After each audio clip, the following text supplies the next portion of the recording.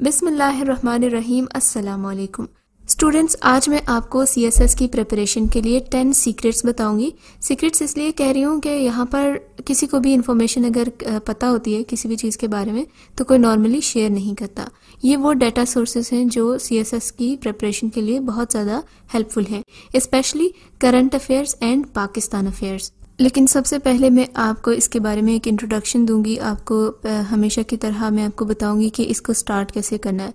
अगर आपको ये सारी चीज़ें पता हैं, you can skip to the mid of the video और आप डायरेक्ट उन सोर्सेज को कंसल्ट कर सकते हैं जिनको मैं अपने हिसाब से सीक्रेट कहती हूँ। सो सबसे पहली बात यह है कि जो सीएसएस करंट अफेयर्स और पाकिस्तान अफेयर्स है उसकी तैयारी में 2 पोर्शंस होते हैं। एक जो आपके इंटरनल न्यूज़ होते हैं यानी जो पाकिस्तान के अंदर की खबरें वगैरह, और एक जो इंटरनेशनल न्यूज़ होते हैं। अब इसमें सबसे बड़ी गलती जो एस्पायरेंट्स करते हैं, उनको लगता है कि हमने न्यूज़ पढ़ लिया है तो अब इसी न्यूज़ के बारे में हमसे पेपर में पूछा जाएगा। ऐसा होता है लेकिन बिल्कुल ऐसा नहीं होता। मीन्स कि अगर कोई आपने न्यूज़ पढ़ ली है तो अब वो आपको उस न्यूज़ की एज इट इज़ स्टेटमेंट नहीं पूछेंगे, या ये नहीं पूछेंगे कि फ़लाँ दिन पे या उस इवेंट में क्या हुआ था और कैसे हुआ था। वो आपसे उसका क्रिटिकल एनालिसिस पूछेंगे, ठीक है। और क्रिटिकल एनालिसिस करने के लिए आपका न्यूज़पेपर पढ़ना काफ़ी नहीं होता।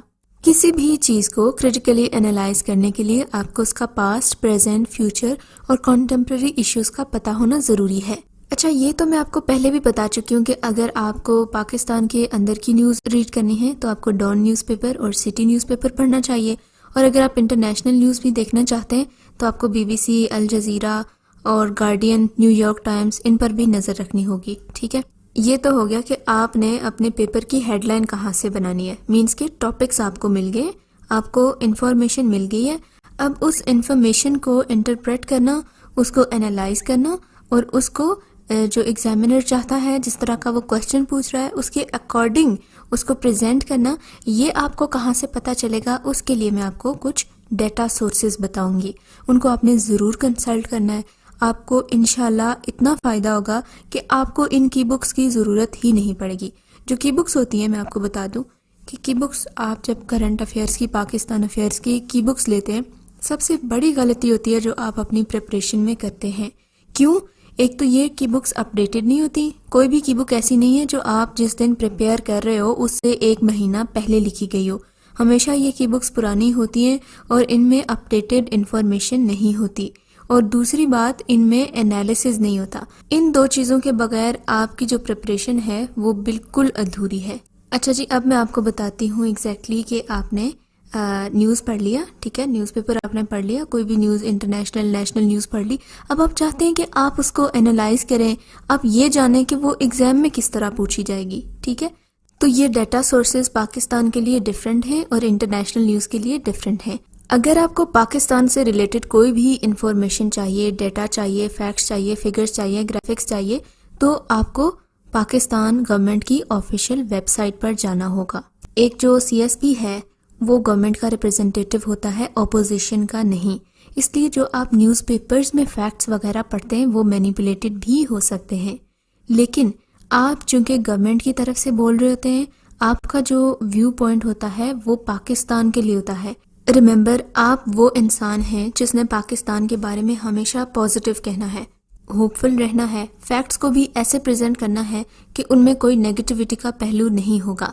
पाकिस्तान के बारे में फैक्ट्स हैं, उसमें वो जानने के लिए आप गूगल पर जाएंगे, आप लिखेंगे पाकिस्तान गवर्नमेंट, आगे पाकिस्तान गवर्नमेंट की ऑफिशियल वेबसाइट आ जाएगी, ठीक है।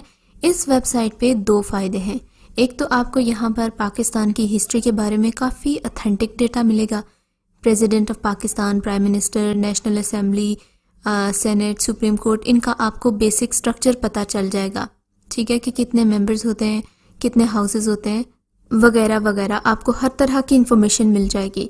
अच्छा, अब आपको जो इंफॉर्मेशन चाहिए ना, फॉर एग्जांपल आप वाटर क्राइसिस पर ऐसे प्रिपेयर कर रहे हो, ठीक है, तो आपने यहाँ पे जो सेक्शन है फेडरल मिनिस्ट्रीज वाला, उसमें जाना है और आपने इसको स्क्रॉल करना है। यहाँ पर मिनिस्ट्री ऑफ वाटर रिसोर्सेज सबसे एंड पे मिल गया। ये मैंने इसको क्लिक कर दिया है, मिनिस्ट्री ऑफ वाटर रिसोर्सेज को, तो आगे मेरे पास एक नया पेज खुल गया है, ठीक है। इसमें इम्पोर्टेंट डाउनलोड्स की सेक्शन में आप देखें, national water policy, daily water situation, water resources, summary, अच्छा PSDP, अच्छा उसके बाद इवेंट्स, हाइलाइट्स वगैरह। अब आप मुझे बताएं कि जो ये इन्फॉर्मेशन है जहाँ पे नेशनल वाटर पॉलिसी है, डेली वाटर सिचुएशन, अगर आप वाटर के रिलेटेड कोई ऐसे प्रिपेयर कर रहे हैं, आपको इन एब्रिविएशंस के बारे में नहीं पता, तो आप खुद समझ जाएं कि आप कितनी आप में कमी है। अच्छा, यहाँ पर जो है ये इनके PDFs दिए हुए इन्फॉर्मेशन, ये सारी आप सारी की सारी डाउनलोड कर सकते हैं और इसको यूज़ कर सकते हैं। और ये वो इन्फॉर्मेशन है जो कि ऑथेंटिक है और जिस पे आप रिलाई कर सकते हैं और आप इसका मुकम्मल रेफरेंस दे सकते हैं कि ये इन्फॉर्मेशन ऑथेंटिक सोर्स से ली गई है। ऐसा नहीं है कि आपने कहीं पे भी फेसबुक पे पढ़ लिया और आपने लिख लिया, नहीं। इसके अलावा अब तो ये और भी आसान हो गया है। अभी की जो गवर्नमेंट है उसने हर एक प्रोग्राम की एक ना एक वेबसाइट रिलीज़ की हुई है। अब पहले वाली गवर्नमेंट ने भी की होगी, आई डोंट मीन दैट, लेकिन ये है कि फॉर एग्जांपल जो एहसास प्रोग्राम है, तो एहसास प्रोग्राम मैंने गूगल पर टाइप किया और ये मेरे सामने एहसास प्रोग्राम की वेबसाइट आ गई। यहाँ से आप इनके ऑब्जेक्टिव्स देख सकते हैं, डेवलपमेंट्स देख सकते हैं, आप इसके बारे में जितनी भी चीज़ें हैं वो भी देख सकते हैं।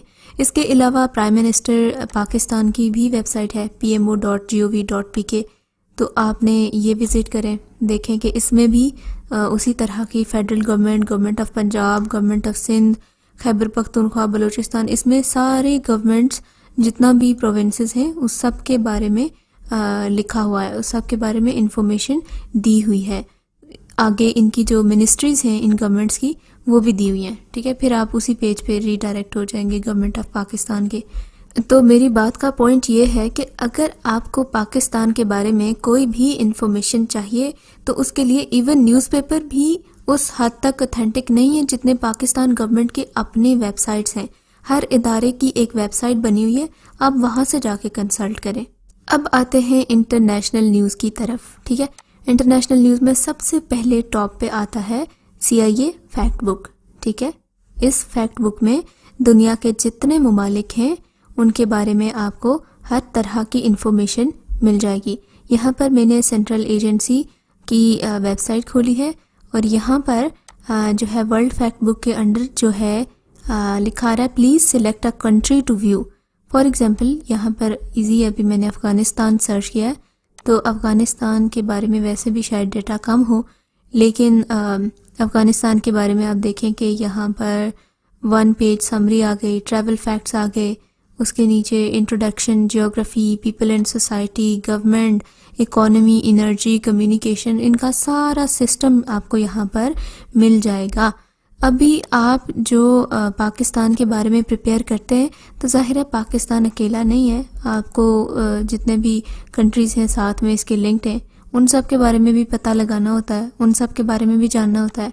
For example China, India, Iran, Afghanistan, इन सब के बारे में आपको यहाँ से इंफॉर्मेशन मिल जाएगी। इसके अलावा इसी वेबसाइट में ये देखिए सर्च बार बना हुआ है, यहाँ पे आप कोई भी इशू टाइप करके देख सकते हैं। अच्छा, आजकल कोरोना वायरस का काफ़ी ज़्यादा इशू है, तो अगर आपको कोरोना वायरस से रिलेटेड ऑथेंटिक इन्फॉर्मेशन चाहिए आप सीधा जाएंगे WHO की वेबसाइट पर। यहाँ पर आपको पहले पेज पर ही नज़र आ जाएगी कोविड-19 pandemic, all information is here. बस यहाँ पर आपने क्लिक किया, public advice, country and technical guidance, यहाँ पर आपको हर चीज़ मिल जाएगी। आपको कोई ज़रूरत नहीं है गूगल पे रैंडम फैक्ट सर्च करके पढ़ने की। इसके अलावा आप यूनाइटेड नेशंस की वेबसाइट विज़िट करें। यूनाइटेड नेशंस ने भी हर कंट्री का, स्पेशली जो कश्मीर इशू टाइप टॉपिक्स होते हैं जिसमें किसी भी रीजनल या इंटरनेशनल ऑर्गेनाइजेशन का रोल है, आप उसकी बस वेबसाइट विज़िट करें और वहाँ से आपको बहुत ही अच्छी इन्फॉर्मेशन मिल जाएगी। अच्छा, ये तो अब आपको सीधा सीधा पता चल जाएगा कि कोई भी जी टॉपिक आया, किसी भी ऑर्गेनाइजेशन का नाम आया, आपने गूगल पे सर्च किया, आपको उसकी वेबसाइट मिल गई, आप वहाँ पर चले गए उसका डेटा लेने। लेकिन इसके अलावा एक एशियन डेवलपमेंट बैंक है, इसकी रिपोर्ट्स जो कि पाकिस्तान से रिलेटेड होती हैं ये बहुत यूज़फुल होती हैं और आप इनका हवाला भी दे सकते हैं। बट रिमेंबर, आपने वही चीज़ें पिक करनी हैं जो पाकिस्तान के हक में हों, जो पाकिस्तान के लिए पॉजिटिव हों। अच्छा, अगर कोई नेगेटिव चीज़ है भी तो उसको आपको बयान करने का तरीका आना चाहिए। उसके अलावा वर्ल्ड बैंक की शॉर्ट वीडियोस, रिपोर्ट्स बहुत इफ़ेक्टिव होती हैं। मैंने आपसे कहा था कि आपको न्यूज़ का एनालिसिस करना आना चाहिए। उसके लिए मैं आपको कुछ यूट्यूब चैनल्स रिकमेंड करूँगी। जैसे कि वर्ल्ड इकोनॉमिक फोरम है। वर्ल्ड इकोनॉमिक फोरम पे वर्ल्ड लीडर्स को बुलाया जाता है, उनसे उनके कंट्री के बारे में, उनकी परफॉर्मेंस के बारे में, इकोनॉमी के बारे में पूछा जाता है। और वो अगर आपने फॉर एग्जांपल कोई चीज़ न्यूज़ में पढ़ी है और आप वहीं पे वर्ल्ड इकोनॉमिक फोरम की डिस्कशंस में ये चीज़ आगे से सुन रहे हैं, तो आप सोचिए कि आपका एनालिसिस किस हद तक बढ़ जाएगा, आपको उस टॉपिक पे कितनी अच्छी कमांड हो जाएगी। फॉर एग्जांपल आप अगर तालिबान पीस प्रोसेस के बारे में पढ़ रहे हैं, आपने न्यूज़पेपर में पढ़ लिया, उसके बाद आप वर्ल्ड इकोनॉमिक फोरम पे गए, आपने मिस्टर ट्रंप की स्पीच सुनी इसी बारे में, तो वो सपोर्ट हो जाएगी आपकी इन्फॉर्मेशन को। और इस तरह जो है आपकी जो नॉलेज है, आपकी मेमोरी पक्की होती जाती है इस बारे में। तो ये जो डेटा सोर्सेज आपको पता चल गए हैं, इसके बाद आपको किसी की बुक की, किसी फैक्ट बुक की, कोई न्यूज़पेपर से रैंडम फैक्ट्स उठाने की ज़रूरत नहीं है। बस आपने डेली इन वेबसाइट्स को विज़िट करना है, आपको इनके इंटरफेस का पता चल जाएगा कि न्यूज़ वाला सेक्शन कहाँ पर होता है, ठीक है, कौन सी अपडेटेड इन्फॉर्मेशन है और आपको इसमें से क्या ज़रूरत है।